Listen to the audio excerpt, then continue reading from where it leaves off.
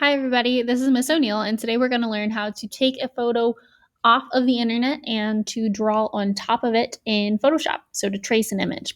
We start off by the wonderful Google, and at the Google, we'll type in our subject matter. We do have to be a little bit specific in order to get the right kind of photo. So I'm going to make sure that I type in the best thing possible, which is going to be Kelpo from SpongeBob. So when you go and type it in, it is obviously going to give you lots of images of Kelpo. But more importantly, we're looking to get images of a certain size. So we'll go over to this option right here where it says Tools. And then where it says Tools, we will make sure that we hit the Size option and then hit Large. What this does is it allows for only the images that are within a certain resolution to appear first. So larger resolutions appear first instead of things that are only like 300 by 200 pixels. So what we're looking for is somewhere around like the 600 by 600 range. That's going to still be like relatively small, but it'll be workable. We can still do a lot with that. So I'm just going to click, I've obviously searched this before, on this one right here. And you can see this is 1,000 by 1,000. That's perfect. That's exactly what we want. So we're going to right click and then literally just copy this image. Okay. Now we're going to go over to the Photoshop. And you guys already know how to open an image from the computer and then have that open up in Photoshop, but we're going to try it a little bit differently just so you guys can see it. We're going to create a new option. I'm going to choose a custom size. This will need to be titled. So I'm going to do Kelpo Demo for my title.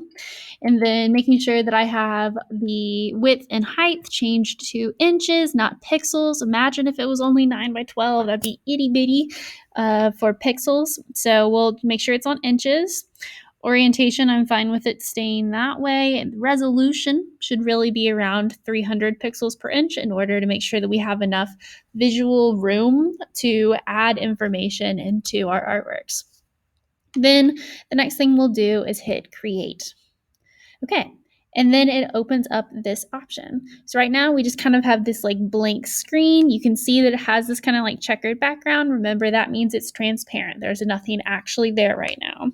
That's just the surface that you have to work with for your canvas. The next thing we'll do is literally just command paste.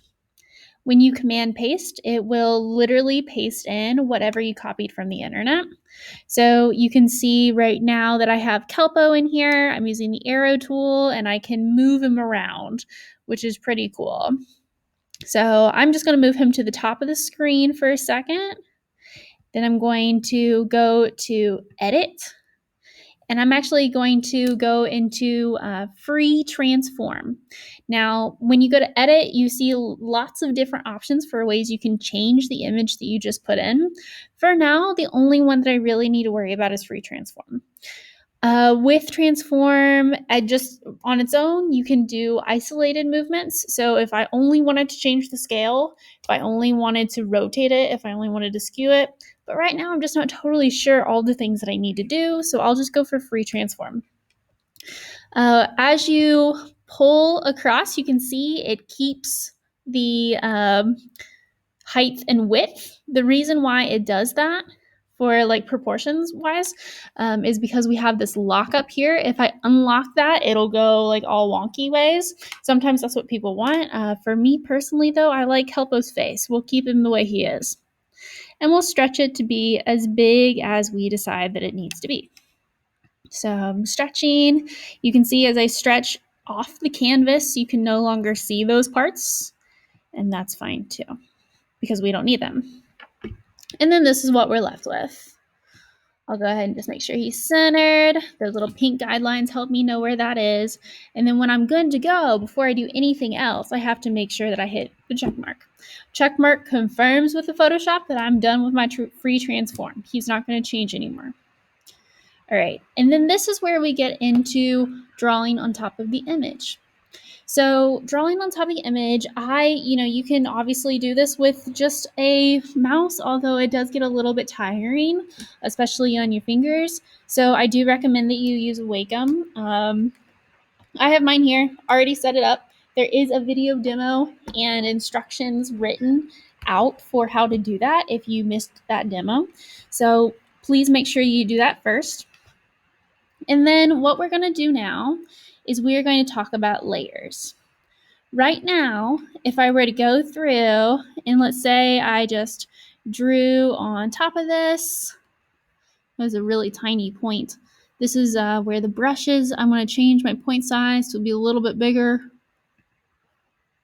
About right there. Hard brush is fine. Smoothing is fine there too. And then let's say this is what I wanted to draw. You can see my opacity is really low right in here. And then I change my mind and I want to just go ahead and erase that. Oh no, I erased through the image. Sometimes that's not what we want. Erasing through an image is sometimes problematic because we were using the image as a guideline. So that's kind of like how we'll be using the image in this one. I'm just going to hit Command Z to get myself out of this situation. Whenever you're drawing or tracing on top of an image, golden rule, always, always, always make sure that you make a new layer. You make a new layer down here in this corner by clicking this little piece of paper that looks like it's flipping up. The new layer is going to be a new transparency over the other one. So, quite literally, imagine that this is our Photoshop, and you can see like this is where we originally started. This is Kelpo, and then whenever I make a new layer, I'm putting a new transparency over top. So whatever I draw on top of this does not affect what is under it, but I can get rid of it and change it as I need. Okay, so always, always, always make sure you have a new layer whenever you are doing something on top of something else. It also just helps in terms of keeping things organized. As you get to do more complex works, this will make more sense. So we'll start off with that. Then going over to our pen tool, let's say I just want to make sure that I'm using a classic black to edge all the way around, just like the Kelpo box has. So one way to do that really quick is to click this icon in the bottom corner here, and it will automatically change these two to white and black. Another thing, let's say I wanted to, for some reason, choose a different color, maybe so I can see the difference between the black that's in the background and then everything else. Let's say maybe I wanted to draw in pink. I could do that too by just clicking on that icon right here, and it'll allow me to change the colors by just moving them that way. Okay. Now, since it's kind of zoomed out, I'm going to zoom in. So using those command keys that we talked about, if you hit command and then the space bar, it should allow you to zoom in. Okay. And then I'm going to go ahead and draw this top line. So I want to make sure that I get kind of an appropriate size. You can see like right now how it's a lot bigger than the one line that I'm trying to trace over. So I'm probably just going to bring this down a little bit. This line I don't really want to be really, really soft and frayed, so I'll leave the hardness alone, and that should be good. So I've got my smoothing on, all good to go. Then double check, make sure I'm on layer 2. Perfect.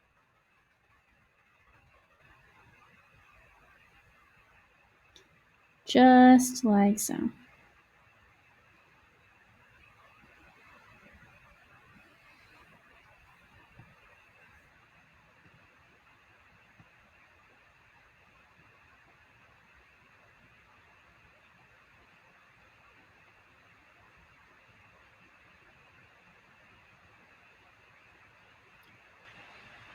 Okay, so now that we're at the end of this, couple things. Is it perfect? No. And if you want it to be more perfect, obviously you can go back and change it. So one thing to remind you guys of, because of the fact that we're on a separate layer, so you can see when I hit the eyeball, it's a separate layer. When you hit the eyeball, nothing changes, you've done it on the wrong layer. Because of the fact it's on a separate layer, I actually can go in with my eraser if I want to. And maybe, for instance, I'm like, this line like really could be a lot better. I could go back and erase this line a couple times if I want to, or just go back into the history and redo it if I need to. But also, when it comes to like tracing these things, just know that they don't have to be perfect. Also, be forgiving to yourself. It's okay if you don't get it immediately, but also don't redo the same line 80 times. It's not worth that. It's not worth the stress. Kelpo will look great no matter what. And that's how you trace an image. Moving forward, one of the things that we'll talk about is filling in images. So this video is long enough, so it will be in the next video. But that is how you trace an image.